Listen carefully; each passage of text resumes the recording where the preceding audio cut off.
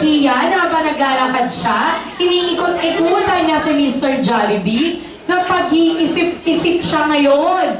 Ang sabi ni Kuya Kian, parang mataba na daw si Mr. Jollibee. Kaya sabi ni Kuya Kian kay Mr. Jollibee, mag-jogging-jogging naman tayo. So nag-jogging-jogging silang dalawa. Nadapa naman si Mr. Jollibee ngayon. Nadapa!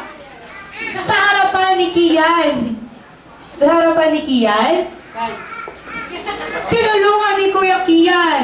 At napansin naman ni Kuya Kian na parang maputla si Mr. Jollibee. Kaya, kailangan ni Mr. Jollibee na lipstick o lip gloss!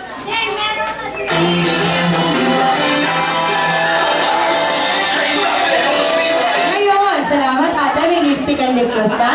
Ngayon, yung lipstick at lip gloss pala ay ilalagay ni Mr. Jollibee kay Kuya Kian. So, ilagyan ni Mr. Jollibee si Kuya Kian ng lip gloss. Kunwari lang, Mr. Jollibee, huwag mo buksan. Ayan. Ngayon, sabi ni Mr. Jollibee, nagulat na naman siya. Sabi ni Mr. Jollibee, parang oily ang face ni Kuya Kian. Kaya, kailangan ni Mr. Jollibee na pulbosa face powder.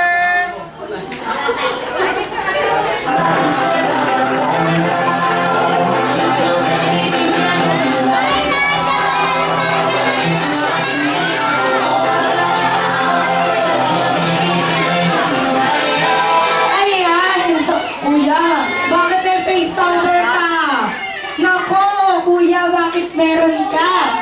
Siyempre, sa paglalakad ni Mr. Jollibee at ni Kuya Kian, lalakad. Tapos, sabi ni Mr. Jollibee, parang amoy araw na daw si Kuya Kian. Kaya, ang sabi ni Mr. Jollibee, kailangan niya ng cologne o pabango.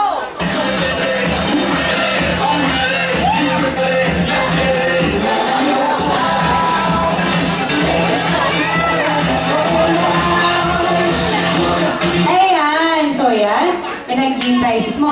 Ate, ngayon, sabi ni Maming Sexy, Ma'am, what's your name? Si Ma'am July, may ka-text siya. At ang ka-text niya ay si Ngayon, kids, tanong ko lang, ano ang favorite food ni Mr. Paul?